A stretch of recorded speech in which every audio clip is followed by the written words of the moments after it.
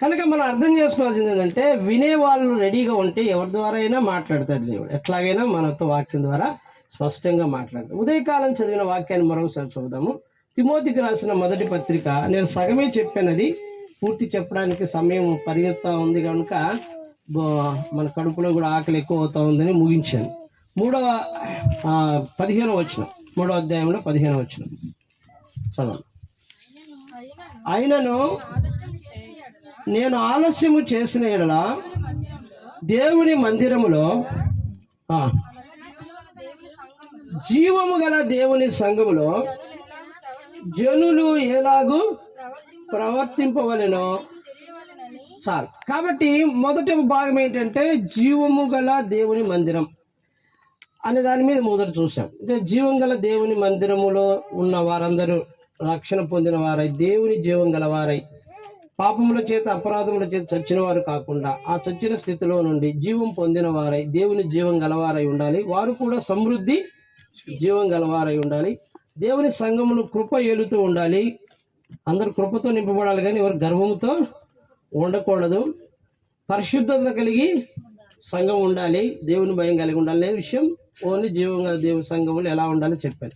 కానీ జనులు ఎలాగ ఉండవాలను అన్నాడు కదా.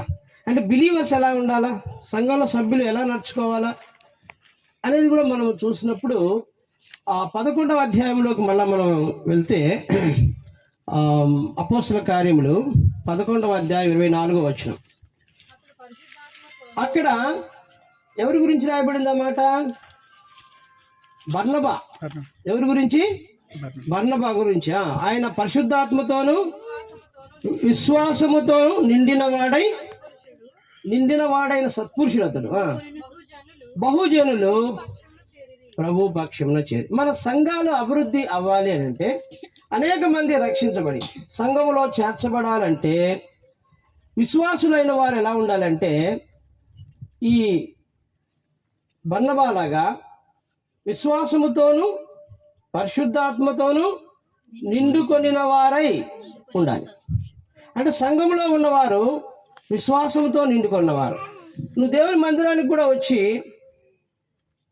అప్పులు చేస్తున్నావు అనుకో. ఒక ఆవిడ దేవుని సంఘానికి వస్తూ ఉంది, ఆవిడ అప్పు చేసింది, అప్పు తీర్చట్లేదు. అప్పుడు ఒక ఆవిడ వచ్చిన నాతో అంటుంది, ఏమి దేవుని బిడ్డలండి మీరు, ఇన్ని రోజులు అయింది వడ్డీ కూడా ఇవ్వట్లేదు అని నాకు వచ్చి కంప్లైంట్ చేస్తుంది. పాస్టర్ మీరైనా చెప్పండి, మీ చర్చికి వస్తుంది. ఇప్పుడు ఆవిడకు విశ్వాసము ఉన్నట్ట, ఉంటే దేవుని మీద ఏం చేయాలా? ఆధారపడాలి. నీతిమంతుడు విశ్వాస మూలంగా ఎన్నిసార్లు రాయబడింది బైబిల్లో? అది 4 సార్లు ఉంది. కాబట్టి నీతిమంతుడు విశ్వాస మూలంగా బ్రతుకుని పదే పదే దేవుడు చెబితే, విశ్వాసం లేక అప్పులు చేసుకొని వడ్డీలు కడుతూ అది కూడా కట్టలేదని బయటి వాళ్ళ దగ్గర సంఘం వెళ్ళిపోవటానికి సాక్ష్యం లేకపోతే నువ్వు విశ్వాసం అని రుజువేంటి? అంతే కదా. అంటే జనులు అలాగున్నారు, విశ్వాసులు అలాగున్నారు సంఘంలో. మరి అది కరెక్టేనా? దేవుని మందిరంలో అలా ఉండాలా? ఉండకూడదు. కాబట్టి మన విశ్వాసము వృద్ధి అవ్వాలి. విశ్వాసం వృద్ధి అవ్వాలి. సంఘంలో ఉన్న బిడ్డలు గుర్తుపెట్టుకోండి, మనము మొదట విశ్వాసముతో దేవుని దగ్గరికి రాలేదు. దేవుడు మనలో విశ్వాసము కలుగునట్లు చేశాడు. విశ్వసించులాగున బోధించను అని అంటాడు. అబ్రహాము తండ్రి ఇండ్లు విడిచి వెళ్ళిపోవునట్లు దేవుడు చేశాను అని ఉంటుంది బైబిల్లో. దేవుడు చేసేదే అవన్నీ. అదేదో ముందే ఆయనకు విశ్వాసం వచ్చిగా దేవుడు ఎప్పుడో పిలిచాడు అబ్రహాం ఇంకా లేట్ చేశాడు. తర్వాత తండ్రి చనిపోయినాక బయలుదేరాడు. కాబట్టి విశ్వాసము కలుగులాగున దేవుడు చేస్తాడు. అలా కలగజేయాలంటే రోమా 10:17 ఏం చెప్పింది? వినుట వలన విశ్వాసం కలుగును అన్నాడు. అంటే దేవుని వాక్యాన్ని చదువుతూ వినాలి, ఇలా మీటింగులకు వచ్చి వినాలి, ధ్యానం చేస్తూ దేవుని వాక్యాన్ని మనం ఉంటే అప్పుడు మనలో ఏమొస్తుంది? విశ్వాసం. వాక్యమే సరిగా తెలియకపోతే విశ్వాసం అనేది అభివృద్ధి చెందదు. కాబట్టి ఈరోజు ఉదయాన్నే ఎంతమంది బైబిల్ చదివారు? దేవునికి స్తోత్రం. సో ప్రతిరోజు మనం దేవుని వాక్యాన్ని చదువుకోకపోతే మరి ఎలా విశ్వాసం అనేది వృద్ధి అవుతుంది? ఫస్ట్ ఎందుకు విశ్వాసంగా ఉండలేకపోతున్నాడు, ఎందుకు వాక్యాన్ని అనుసరించలేకపోతున్నాడు అంటే ఫస్ట్ వాక్యం తెలియదు, తెలిసిన దాన్ని అనుసరించుటకు కావలసినంత దృఢమైన బలమైన విశ్వాసము ఉండట్లేదు. చూడండి, ఇజ్రాయేలీలు నడుస్తూ ఉన్నారు. నడుస్తూ ఉన్నప్పుడు వినపడుతుందా అంత పైగా ఇక్కడ ఇటు పెట్టా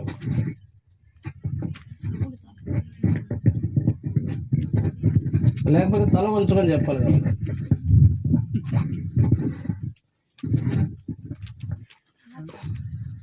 ఇజ్రాయేలీలు నడుస్తూ ఉన్నప్పుడు 40 సంవత్సరాలు నడిచారు వాళ్ళు అరణ్యంలో.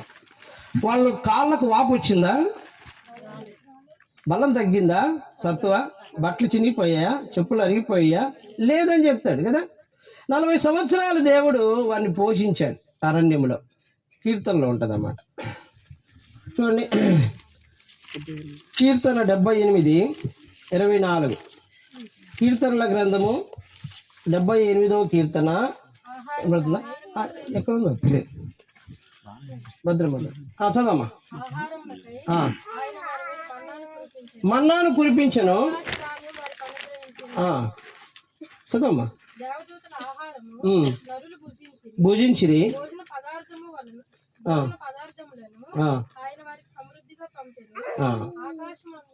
చాలు చాలు. ఇప్పుడు దేవుడు ఇచ్చినటువంటి ఆహారము మన్నా సమృద్ధిగా దేవుడు వారికి ఇచ్చాడు. వారు మన్నా తింటూ నడుస్తున్నంత కాలము వారికి ఏమి లేదు, రోగాలు లేవు, బలహీనత రాలేదు. మంచి ఫుడ్ అది, రోగాలు రాలేదు.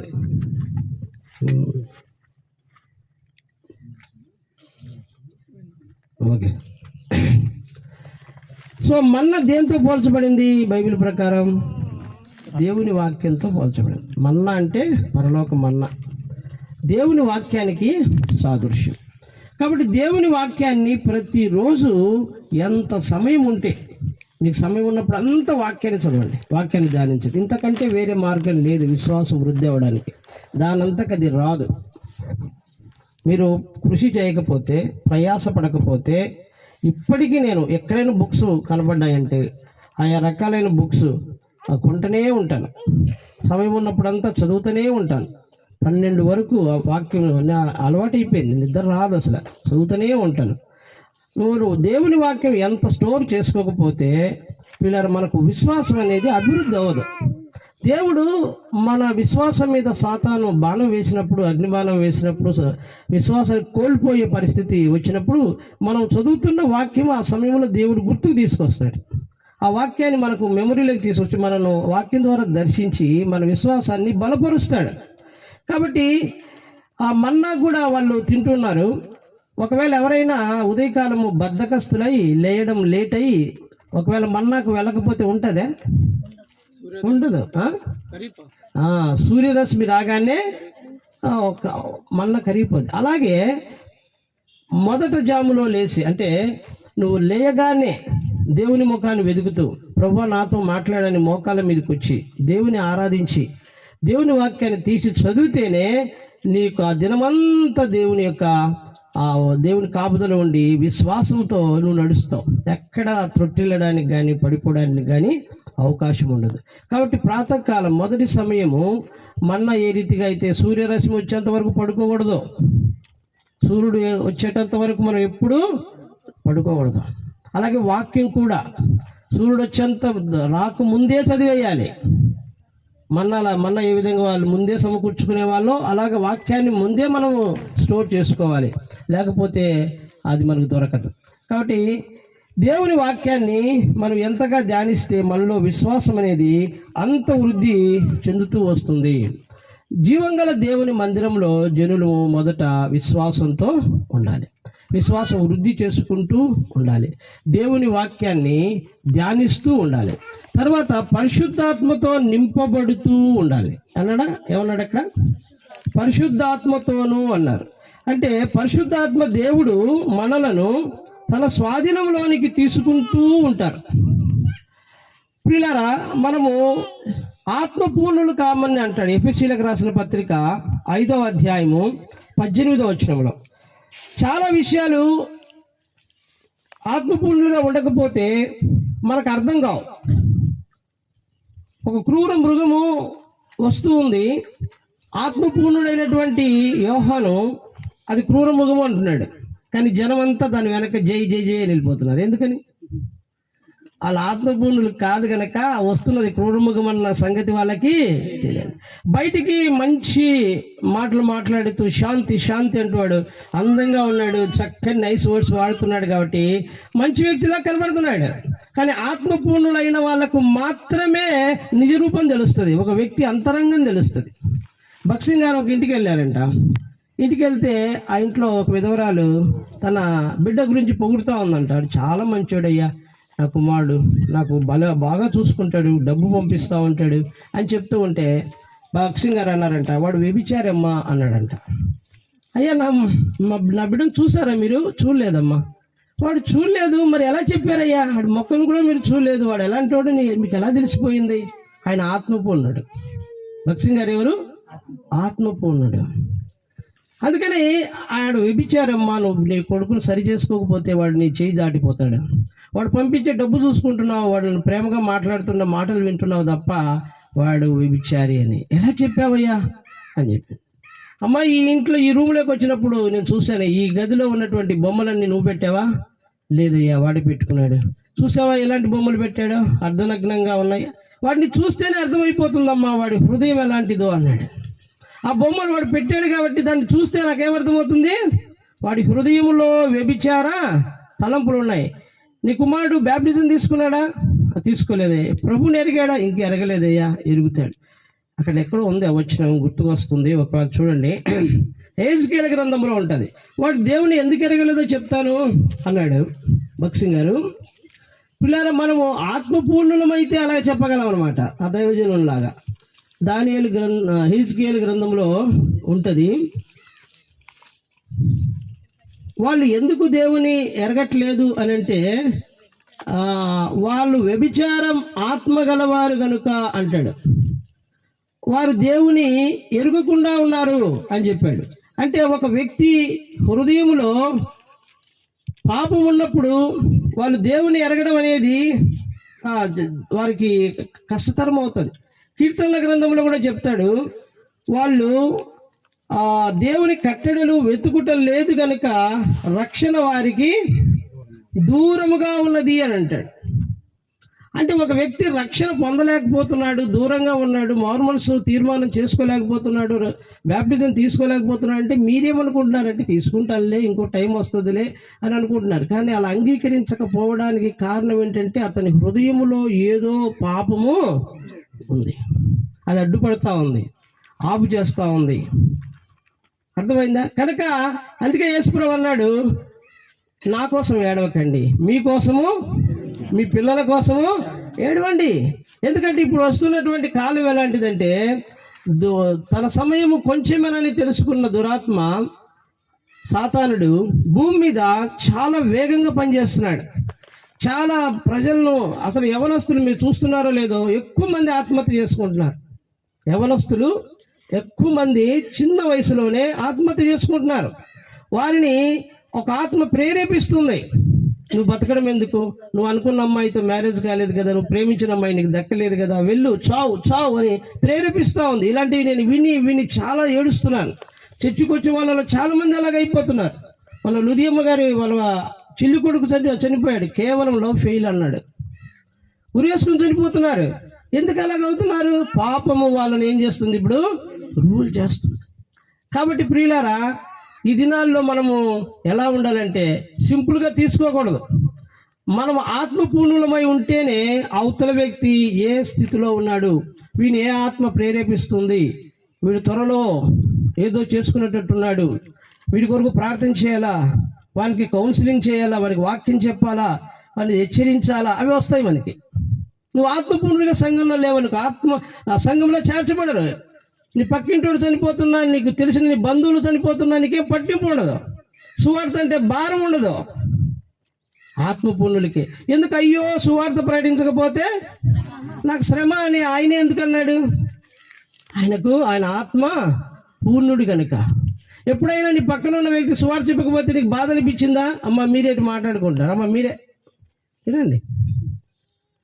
ఎప్పుడైనా మీ పక్కనున్న వ్యక్తికి సువార్త చెప్పకపోతే మీకు బాధ అనిపించలేదా? అనిపించలేదంటే మీరు దేవునికి దూరంగా ఉన్నారని అర్థం. దేవుని ఆత్మ మిమ్మల్ని నడిపించట్లేదు అని అర్థం. వాళ్ళు ఏమన్నా అనుకుంటారనో, అవమానం చేస్తారనో.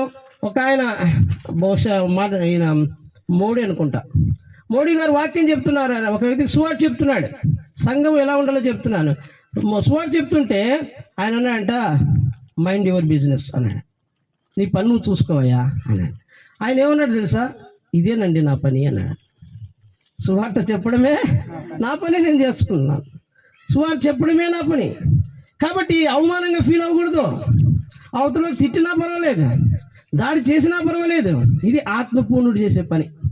వాడు ఆగడు. వాడు దాడి చేస్తున్నాడో, ఎదిరిస్తాడనో, మీదికి వస్తాడనో, ఇవన్నీ ఎవడు సాకు చెప్పేవాడు ఆత్మచేత నడిపించబడుతూ ఉన్న వ్యక్తి కాదు. సంఘంలో ఎప్పుడు 2 వర్గాలు ఉంటాయి, గుర్తుపెట్టుకోండి. చదువుదాం ఆ మాట. 25వ అధ్యాయం మత్తయి సువార్త. మత్తయి సువార్త 25వ అధ్యాయం 1 నుంచి చదవమ్మా. మత్తయి సువార్త. పరలోక రాజ్యము దివిటీలు పట్టుకొని పెళ్లి కుమారుని ఎదుర్కొనుటకు బయలుదేరిన ఎవరళ్ళు?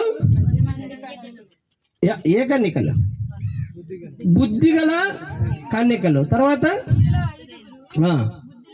ఇంకా చాలు. అంటే ఎప్పుడు సంఘములో ఈ భేదం ఉంటుంది. మనం ఎవరమో చూసుకుందాం. ఎవరంటే గెయినర్స్ ఉంటారు, లూజర్స్ ఉంటారు. అంటే మేలు పొందే వాళ్ళు ఉంటారు, నష్టపోయే వాళ్ళు ఉంటారు. అంటే బుద్ధి గల వారు ఉంటారు, బుద్ధి లేని వారు ఖచ్చితంగా ఉంటారు. యేసు ప్రభు సంఘంలోనే ఒకడు ఉన్నాడు బుద్ధి లేనివాడు కదా. ఎవరు? ఇస్కరియోతు యూదా. 12 మంది పరలోకానికి వెళ్ళారా? 12 మంది రక్షణ పొందిన వాటిలో ఉన్నారు. లేదు, 11 మందే. ఆ లెక్కను లెక్కేసుకోండి మీరు. మన సంఘంలో ఎంతమంది ఉంటే అంతమంది 1% తీసేసినా వాళ్ళు బుద్ధి లేని వాళ్ళే కదా.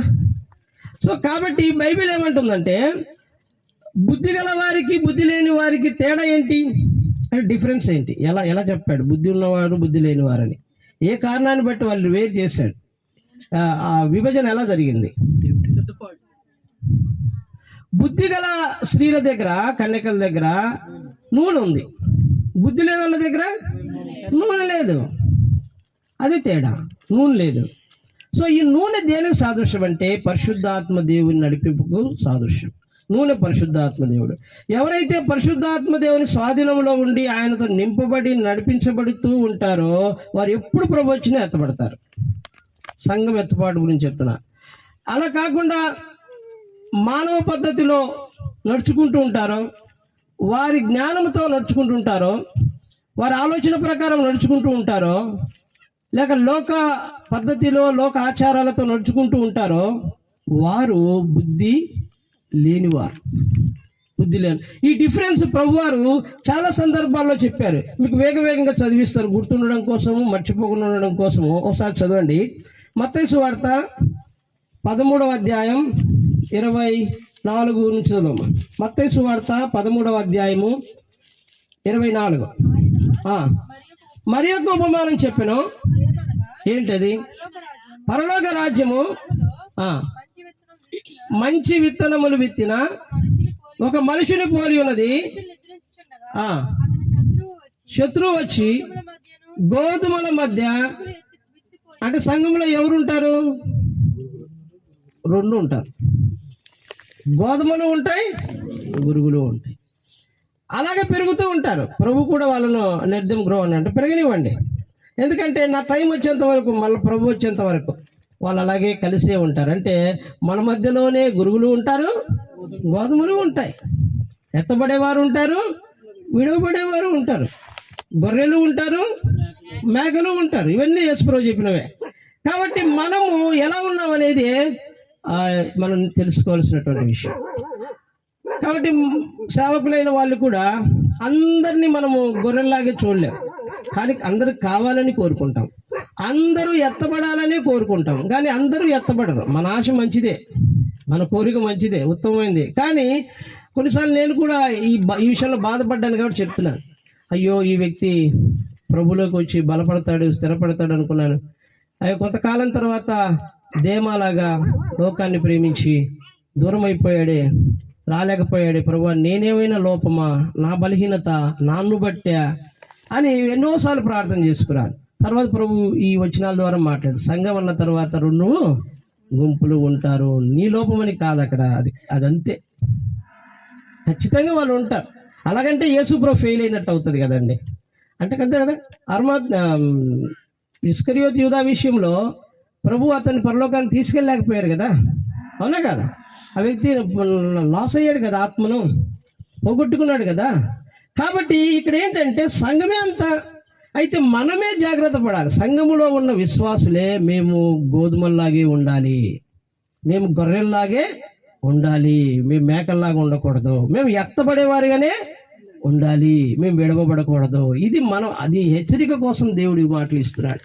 అందుకోసమే దేవుడు మనల్ని తీసుకొని వచ్చాడు ఈ విషయాలు మాట్లాడడానికి. నేను ఇలాగ ఉండకూడదు, నేను ఇలాగ ఉండాలి, నేను లూజర్లా ఉండకూడదు, ప్రభు వచ్చినప్పుడు నేను ఎత్తబడేవారిగా నేను ఉండాలి, విడవబడేవాడిలాగా ఉండకూడదు అనేటువంటిది మనము దాన్ని తీసుకోవాలి, వర్తమానాన్ని అది మన హృదయాల్లోకి తీసుకోవాలి. కాబట్టి అదే మనము ఎత్తబడేవారిలాగా సంఘంలో ఉండాలంటే మొట్టమొదట వాక్యాన్ని ప్రేమించాలి, వాక్యాన్ని ధ్యానించాలి, వాక్యాన్ని అనుసరించాలి. వాళ్ళు ధన్యులు అన్నాడు లేదా? ఇక్కడ ప్రకటన 1వ అధ్యాయము 3వ వచనం చదవం. ప్రకటన గ్రంథం 1వ అధ్యాయము 3వ వచనం. చదువువాడును వాటిని విని. కాబట్టి వాక్యాన్ని మనము అంత శ్రద్ధగా వినాలి, దాన్ని గైకుంటూ ఉన్నట్లయితే తప్పకుండా ప్రభు వచ్చినప్పుడు మనం ఎత్తబడేటువంటి గుంపులో ఉంటాం. ప్రియులారా, ఈ 2 గుంపులు చెప్పాను కదా, వీళ్ళల్లో ఒకరు ఎత్తబడతారు, ఒకరు విడబడతారని మనకు తెలుసు. అయితే ఇక్కడ కొత్త వాళ్ళు కూడా కొంతమంది ఉంటారు కనుక నేను చెప్తున్నాను. సంఘములో ఉంటూ ఇంత వాక్యం వింటూ సంఘ దర్శనం కలిగి ఉండి నీ పక్కన ఉన్నటువంటి వాళ్ళు రక్షణ పొంది సిద్ధపడి విశ్వాసంతో జీవించి పరిశుద్ధాత్మతో నడిపించబడి ఎత్తబడితే, నువ్వు విడబడితే నీ పరిస్థితి ఏంటి? ఒకసారి పరీక్షించుకోవాలి. మనం ఈ ప్లేస్ నుంచి వెళ్ళకముందే ఒకసారి ప్రశ్నించుకోవాలి. పిల్లరా, ఈ దినాల్లో ఇప్పుడు చెప్పండి, ఈ శాంతికరమైన దినాలుగా, సంతోషకరమైన దినాలుగా, లేకపోతే ఎక్కడ కూడా ధర్మము పరిపాలన చేస్తున్నట్లు, నీతి న్యాయము ఉన్నట్లుగా కనబడుతుందా మనకి? నేను పొరపాటున ఒక బ్రదర్ వచ్చి చేపలు ఇచ్చాడు నాకు. బ్రదర్ సేవకునేని చేపలు పట్టామండి, ఎక్కువ పడ్డాయి అని ఇచ్చాడు. ఇస్తే చేపలు తీసుకుని వెళ్తున్నాను. అవి కొద్దిగా మంచి చేపలు అనమాట. అయితే ఇచ్చిన బ్యాగ్ మంచిదిగా, ఆ కింద కుట్లు ఊడిపోయినాయి అనమాట. దానికి కుట్టి ఉంటారు కదా కింద బ్యాగ్కి, ఆ కుట్లన్నీ ఊడిపోయి నేను బైకులు వెళ్తుంటే ఒక్కొక్క చేప ఖండం అయిపోయి పడిపోతూ ఉన్నాయి. నేను చూసుకోకుండా వెళ్ళిపోయా. నేను దగ్గర వెళ్ళిపోయేసరికి ఇది ఖాళీ అయిపోయింది. ఈ బ్యాగ్ ఖాళీ అయిపోయింది ఏంటా అని ఇలా చూస్తే చేపలు పడిపోయి ఉన్నాయి. మరి చేపలు పడిన బైక్ అక్కడ పార్క్ చేసి అవి ఏరుకుందామని వెనక్కి వెళ్ళేసరికి వేరే వాళ్ళు ఏరుకుంటూ వెళ్తున్నారు చేపలు. నేను అడిగాను, అమ్మ అవి చేపలు నాయమ్మ అంటే, ఎవరికి తెలుసు మీ అని, మాకు దొరికాయి, మేము ఎందుకు ఇస్తాం, మంచి చేపలు అంటుంది ఆవిడ. తీసుకెళ్ళిపోయింది, నాకు ఇవ్వలే. ఇది ధర్మకాలం కాదు, నీ ఏదైనా పడిపోతే నీకు తెచ్చి ఇచ్చేటటువంటి ధర్మకాలంలో మనం బతకట్లే. అర్థమైందా? మనం పొరపాటున సెల్ అక్కడ పెట్టి అలా చూస్తే తీసుకెళ్ళిపోతారంతే, అవునా కదా? పిల్లరా, ఇప్పుడే ఇలాగుంటే ప్రభు వచ్చినప్పుడు మధ్యాకాశంలో బూర ఊదబడితే సంఘం ఎత్తబడుతుంది. సంఘం ఎత్తబడుతుంది అంటే నేను అందరూ ఇప్పుడు సంఘానికి వచ్చిన వాళ్ళందరూ ఎత్తబడరు. ఇప్పుడు వాక్యంలో విన్నారు కదా, ఎవరైతే విశ్వాసంతో జీవించి పరిశుద్ధాత్మతో నడిపించబడి అపేక్షిస్తూ ప్రభు రాకడ కొరకు ఎదురు చూస్తూ బ్రతుకుతారో పరిశుద్ధంగా, వాళ్ళు మాత్రమే ఎత్తబడతారు. వాళ్ళు మధ్యాకాశానికి వెళ్ళిపోయినప్పుడు ఈ విడవబడతారే, వీళ్ళను ఎవరు పరిపాలిస్తారంటే అప్పుడు సంఘము ఉండదు గనక, సంఘం ఎత్తబడింది కాబట్టి సిద్ధపడిన సంఘము విడవబడినటువంటి వాళ్ళను, అలాగే మారు మనసే లేని వాళ్ళను, నాస్తికులను, దేవుడు లేడనేటువంటి వాళ్ళను, అలాగే యూదులను, వీళ్ళందరినీ కూడా పూర్తిగా 7 సంవత్సరాలు సాతాను స్వాధీనంలోకి వెళ్ళిపోతారు. అది ఊహించుకుంటేనే నాకు భయం వేస్తుంది వాక్యం చెప్తుంటే. ఎందుకంటే ఇప్పుడు కృపాకాలము, ఈ కృప ఉన్న కాలంలోనే పరిశుద్ధాత్ముడు వచ్చి పాపమును గురించి, నీతిని గురించి, తీర్పును గురించి ఒప్పుకొని చేస్తూ ఉండగానే ఒక పాపి పశ్చాత్తాపడకపోతే, మారు మనసు పొందకపోతే, మన బంధువులైన వారు, మన ఇంట్లో ఉన్నవారు, మన రక్త సంబంధులు పరిశుద్ధాత్మ దేవుడు దర్శిస్తున్న కాలంలోనే, కృపాకాలంలోనే మారు మనసు పొందకపోతే సంఘం ఎత్తబడినప్పుడు పరిశుద్ధాత్ముడు కూడా ఎత్తబడిపోతాడు. అప్పుడు పూర్తి అధికారం సాతానుకు 7 సంవత్సరాలు ఇవ్వబడుతుంది. ఆ సాతాను పరిపాలన చేస్తున్నప్పుడు, ఆ ఉగ్రతా పాత్రలు కుమ్మరిస్తూ ఉన్నప్పుడు, ఆ భూమి మీద శ్రమలు స్టార్ట్ అయినప్పుడు ఎవరండి మారు మనసు పొందుతారు? ఎవరు రక్షించబడతారు? అప్పుడు ఎలా ఉంటుంది పరిపాలన? ఎంత భయంకరంగా ఉంటుందో ఒకసారి ప్రకటన గ్రంథాన్ని మీరు చూస్తే, ఒకసారి చదువుతండి ప్రకటన గ్రంథం. ఒకవేళ సంఘం ఎత్తబడితే అప్పుడు ఉండేది రాశాడు 6వ అధ్యాయంలో నుంచి మనం చూద్దాం. 6వ అధ్యాయం 18వ వచనం లేదా 4వ వచనం చూద్దాం. 6:4 బయలు వెళ్ళను, మనుషులు ఒక్కడు చంపుకొనున్నట్లు భూలోకములో సమాధానము. ఇప్పుడైనా అక్కడెక్కడైనా సమాధానం ఉంది. లోకంలో లేకపోవచ్చు, మనలో ఉంది, మన మధ్యలో ఉంది, మన కుటుంబాల్లో ఉంది. ప్రభువుని బట్టి ఆయన ఇచ్చిన సమాధానం కలిగి ఉన్నాం మనము కదా. కొంతవరకు దేవుడు మన మధ్యలో ఉన్నాడు కనుక హ్యాపీగా ఉంటున్నాం. అప్పుడు దేవుని ఆత్మ మన మధ్య నుంచి ఎత్తబడిపోతారు, సంఘం ఉండదు. అప్పుడు పూర్తి సాతానుదే రాజ్యం. సాతాను పరిపాలన చేస్తున్నప్పుడు భూమి మీద ఏముండదు. ప్రతి ఒక్కడు విచక్షణారహితంగా చంపుకుంటాడు. సమాధానం ఉండదు. ఎక్కడ చూసినా భయంకరం. బయటికి వెళ్ళలేవు. విడవబడితే అంత ఘోరం. విడవన్న పరిస్థితి అలా ఉంటుంది. సమాధానం ఎక్కడ ఉండదు. నువ్వు బయటికి వెళ్తే సేఫ్టీగా మన ఇంటికి రాలేవు. ఇప్పుడు ఏం జరుగుతుందో, ఎందుకు చంపాడో తెలియదు. నిన్ను ఒకడు పొడిసా అంటాడు, సరదాగా పొడిసా అంటాడు. అంటే అర్థం ఉండదు వాళ్ళకి. అప్పుడు పూర్తి సాతాను స్వాధీనంలో ఉంటాడు వాడు. భయంకరమైన కాలం. దాని గురించి ఇంకా ఎలా వర్ణించాడు చూడండి. 8వ వచనం. అప్పుడు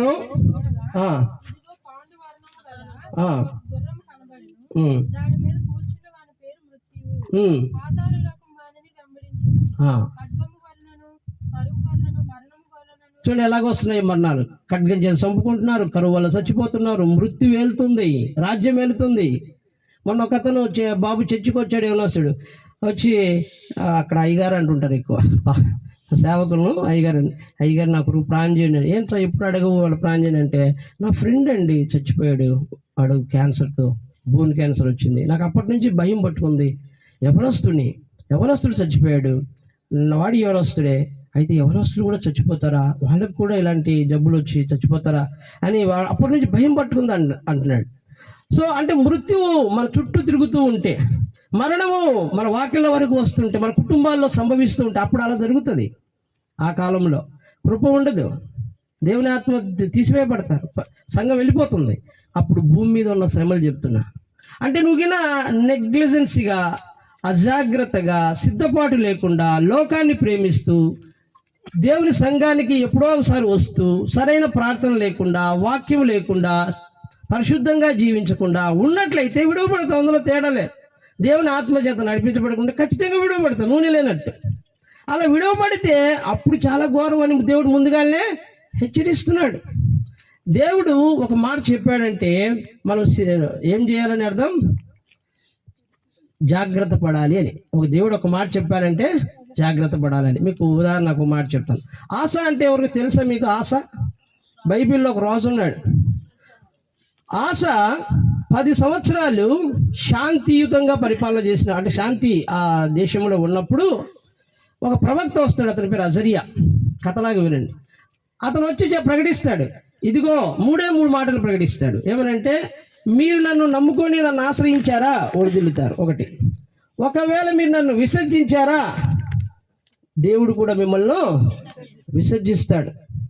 మీరు ఆశ్రయించినంత కాలము దేవుడు మీకు తోడుగా ఉంటాడు అని చెప్తాడు. ఎందుకు అలా చెప్పాడు? ఇది ఎట్టుందంటే, ఎవరు నన్ను పెళ్లి కొడతామని నన్ను పిలిచారు వాక్యం చెప్పడానికి. రాగానే పెళ్లి కుమార్తెను కూర్చోబెట్టి, ఇదిగో మీరు విడాకులు తీసుకుంటే దేవుని ఉగ్రత వస్తుంది, అది దేవుని క్రమం కాదు, మరణం వరకు మీరు కలిసి ఉండాలి, మరణం తప్ప మిమ్మల్ని ఏది వేరే చేయకూడదు, మీకు ఆ తలంపే రాకూడదు, మీరు విడాకులు తీసుకుంటే విశ్వాసఘాతకులు అవుతారని చెప్తుంటే ఎట్లుంటుందండి?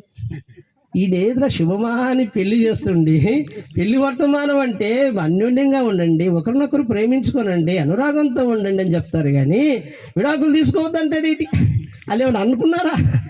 వాళ్ళ మనసులో తలంపు ఏమైనా ఉందా? విడాకులు తీసుకోకూడదు బాబు నువ్వు అని అంటుంటే, ఇదేంటిది బాబు, నేను అసలు ఆవిడని ప్రేమిస్తున్నాను అంతే కదా. అలా ఉంది. మీరు ఇంటికి వెళ్ళి చదువుకోండి. 14, 15, 16 వచ్చిన 2వ దినవృత్తాంతముల గ్రంథంలో ఉంటుంది నేను చెప్పే స్టోరీ. 14, 15, 16లో ఉంటుంది. ఆయన వచ్చి అంటాడు, అజరియా వచ్చి, వాళ్ళేమో దేవుణ్ణి ఆశ్రయించి ఒడిదిల్లుతూ ఉంటారు, దేవుణ్ణి ఆశ్రయించి నెమ్మది కలిగి ఉంటారు, ఇంకా విగ్రహారాధన అంతా నిర్మూలన చేసి ఉంటారు. అంత బాగుంటే వచ్చి హెచ్చరిస్తున్నాడు, ఇదిగో ఆశ, నువ్వు దేవుని విసర్జిస్తే దేవుడు నిన్ను కూడా విసర్జిస్తాడు అని చెప్తున్నాడు. వాళ్ళు ఎందుకు చెప్పాడో తెలుసా? తరువాత కాలంలో 35 సంవత్సరాల తరువాత ఆశ దేవుని విసర్జించాడు, దేవునికి దూరం అయిపోయాడు, దేవుని నుండి వేరైపోయాడు, దేవుని ఆశ్రయించకుండా మనుషులను ఆశ్రయించాడు, దేవునికి ప్రార్థన చేయకుండా అనారోగ్యం వస్తే డాక్టర్స్ని పట్టుకున్నాడు. తెలుసా? అది వస్తాదనే ముందే చెప్పాడు. అంతేనా? పేతురు అబద్ధం చెప్పకముందే, సీమోను, సాతాను నిన్ను కోరుకున్నాడు అని చెప్పాడు.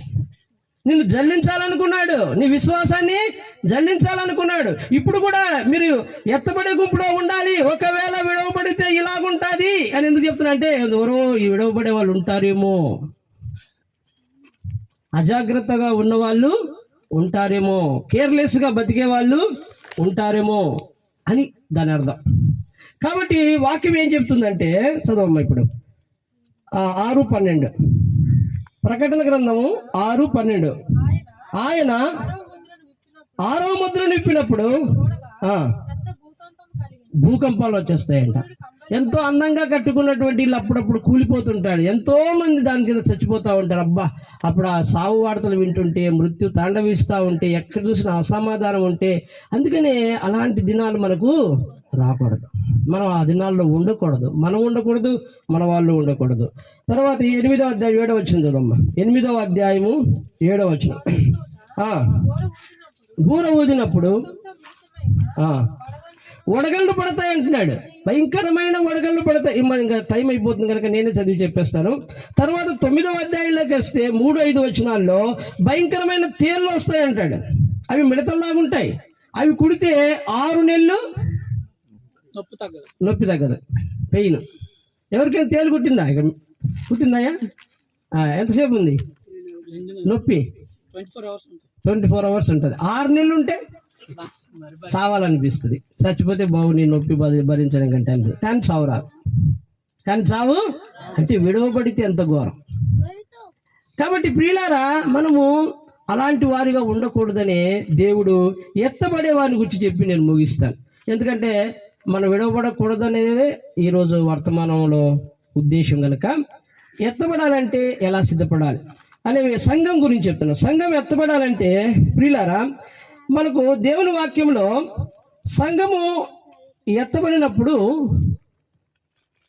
ఎత్తబడిన తరువాత కూడా తీర్పు ఉంటుంది. ఎంతమంది నమ్ముతున్నారు?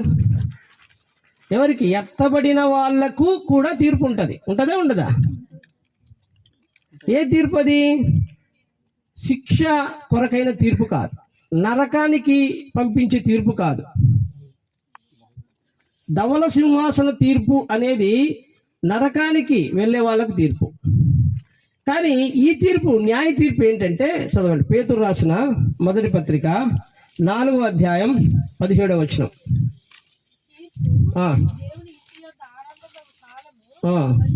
వచ్చి ఉన్నది, మన యొద్దనే ఆరంభమైతే దేవుని సువార్తకు అవిధేయులైన వారి గతి ఏమగును అన్నాడు. అంటే దేవుని సువార్త నమ్మకుండా లోకంలో జీవిస్తున్న వారిని గురించి అక్కడ రాయట్లేదు ఆయన. దేవుని ప్రజల కోసం రాస్తున్నాడు. మన ఇంటి వద్దనే తీర్పు ప్రారంభమైతే, మన ఇంటి వద్ద ఏంటండి తీర్పు? ఇక్కడి నుంచి మనం విశ్వాసులు భయపడాల్సిన విషయాలు చెప్తాను. అంటే ఇక్కడేంటి, ఎందుకని అలా చెప్తున్నాడు